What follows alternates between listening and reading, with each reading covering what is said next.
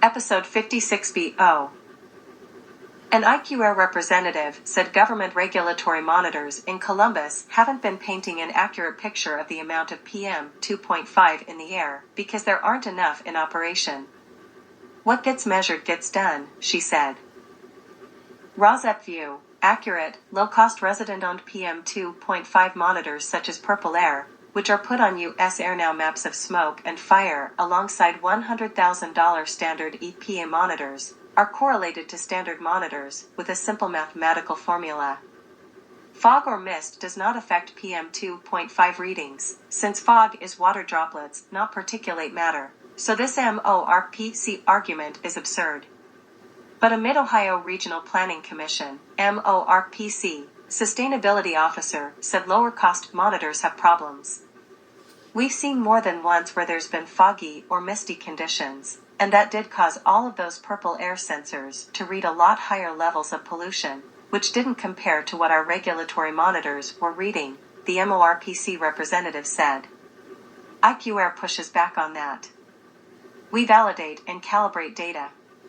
So, we throw out what's called anomalies. And we calibrate based on different factors, meteorology factors like relative humidity and also dew point, which can affect optical sensors that we have, which are low-cost sensors, the IQAir representative said.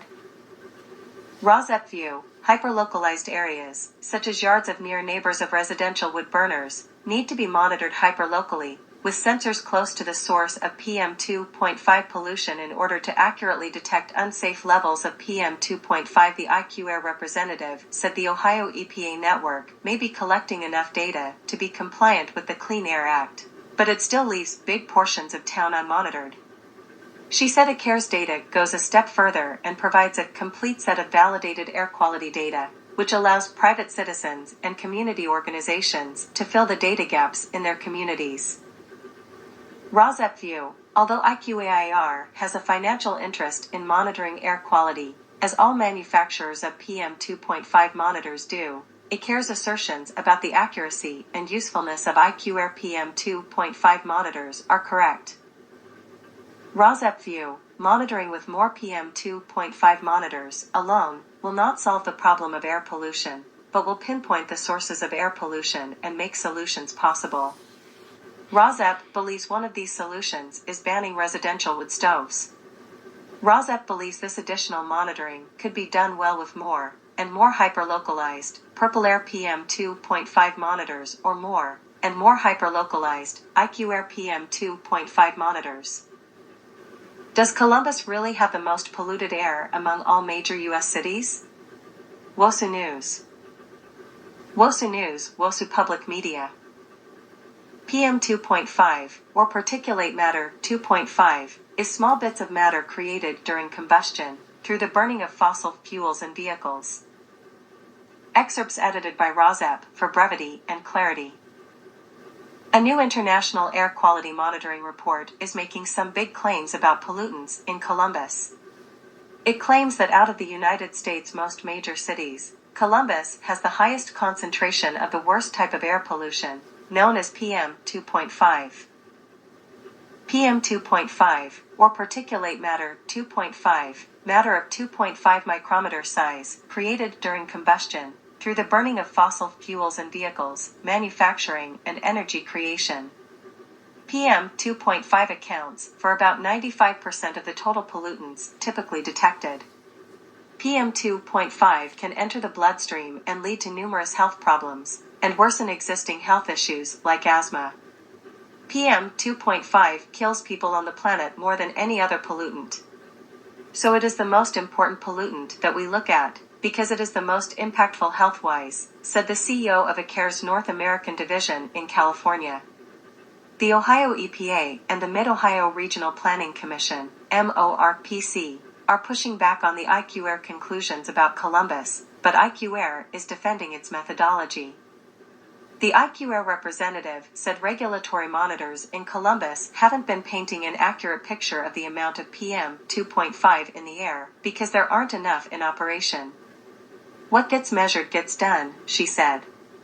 A map the Ohio EPA provided shows 2 regulatory monitors in the Columbus region, both on the outskirts.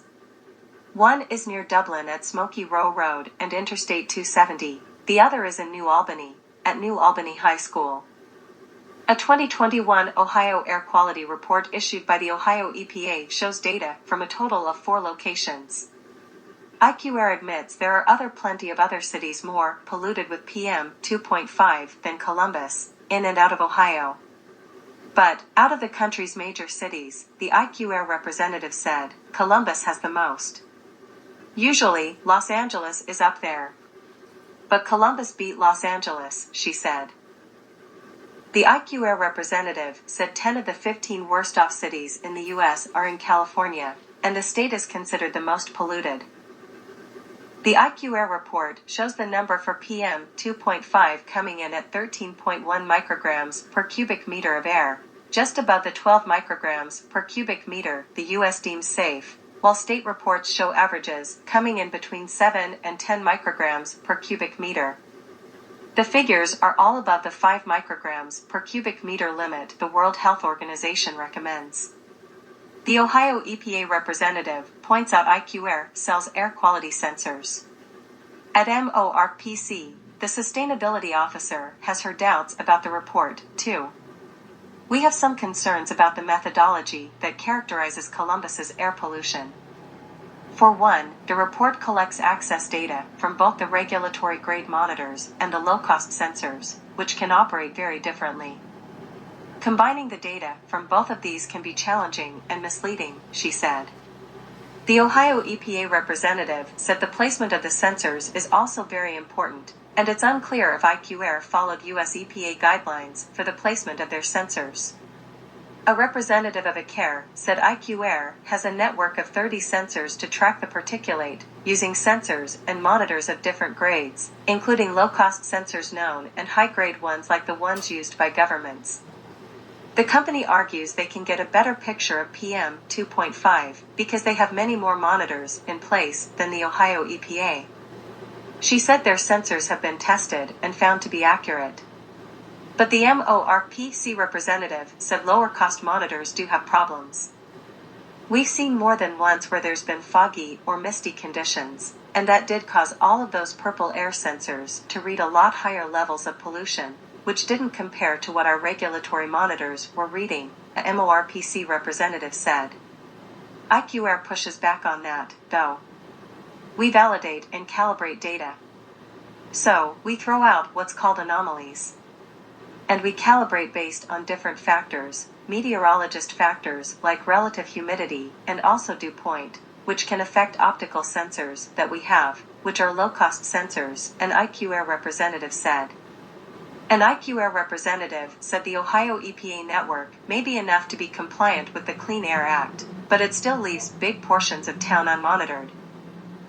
She said IQAir's data goes a step further and provides a complete set of validated air quality data, which allows private citizens and community organizations to fill the data gaps in their communities.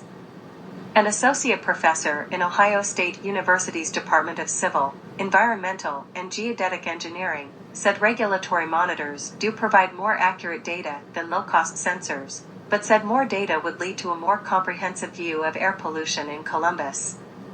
I think a lot of other larger U.S. cities have more EPA monitors that are actually tracking what's in the air, the professor said. Columbus is somewhat underrepresented in terms of regulatory measurements, which influence the results to some extent. The Columbus Climate Adaptation Plan, created by Ohio State University's Bird Polar and Climate Research Center, the city and MORPC, appears to back the idea that the area could use more air quality monitoring. The IQAir report called for monitoring and states traditional estimates of citywide air pollution based on a few select measurements are inaccurate. Following that report, MORPC and Franklin County Public Health created a new 20-sensor network using both low-cost sensors and regulatory sensors. The first report from that effort is expected to be released sometime in June. The MORPC representative said people who are concerned about air quality can check their air quality forecasts so they can avoid strenuous outdoor activity when conditions are bad.